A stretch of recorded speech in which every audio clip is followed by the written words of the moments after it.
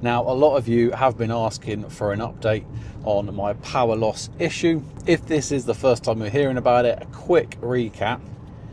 In a nutshell, the battery dropped so low with the petrol engine, it just wasn't topping it up, that I had a power loss failure, and basically it was either get it recovered by the RAC or kind of limp it round to a charging station. Now, if you do want to watch that video, I'll leave a card in the top right corner now, and also in the description box below. But for those of you that have seen it and have been asking for an update, it is currently January the 5th. So as you can imagine, with Christmas leave, work, kids, New Year's, everything, it's been a bit hectic. Now, I've spoken to two different dealerships, the one I bought the car from and the one that is now closer to me. Neither of them have heard of this issue. Now, from the forums that I've seen, and actually I saw yesterday, two different people had mentioned the same problem. I'm not saying there's lots of people with it, but there obviously is a problem. So yeah, dealerships haven't heard about it. The one dealership that's closer to me are almost brand new, like kind of just before Christmas they became a Jaecoo motor dealership, and they're waiting for the last final bits for them to be fully good to go to be able to receive cars in.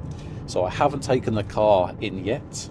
It will be getting booked in the next 2 weeks or so once they're fully up and running, to hopefully be diagnosed and kind of see what the problem is. So in short, there is no official update from Jaecoo surrounding this issue yet. Once I do have one, I will do another video and let you know.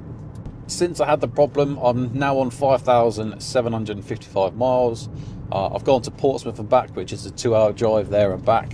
We've also done 2 5-6 hour drives, and I've not had an issue. There's been zero issue following the initial time I've had it. So I've done almost 6,000 miles and I've only had this problem once, so it's not like it's a recurring problem. But one thing I did find out, or did work out when I was driving around, is if you have it in eco and normal, when it's in smart, it likes to allow the battery to drop to around the kind of 20 to 25% before it kicks in and starts using the petrol engine to regen the battery, and then holds it around the kind of 25 to 27% mark. Now that's normal, that's how it should run. If you have it in sport mode, then actually it kicks in the petrol engine sooner, and it likes to keep it around the 30 to 34% charge mark, which for me, after having had the problem where the battery didn't charge, actually when the battery is getting around 40%, I then switch over to sport and allow it to kick in sooner.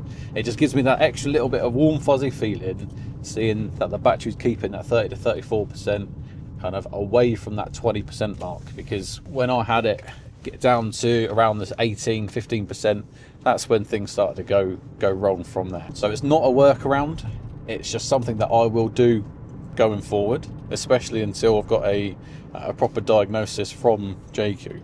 I appreciate this isn't a definitive update, but as I said, with the Christmas holidays and the closest dealership not being fully operational yet, I've just not been able to get it in. I'm interested to hear if you guys have had any other issues with yours, because there are thousands of people that have got Jaekoos and have had zero issues, and I was almost one of them. I hope this video has been somewhat useful for you guys. Make sure you like, subscribe to the channel, and yeah, stick around, because I will get a final answer from Jaecoo at some point when I take this vehicle. YouTube have recommended these videos for you to watch, and I'll see you on the next one.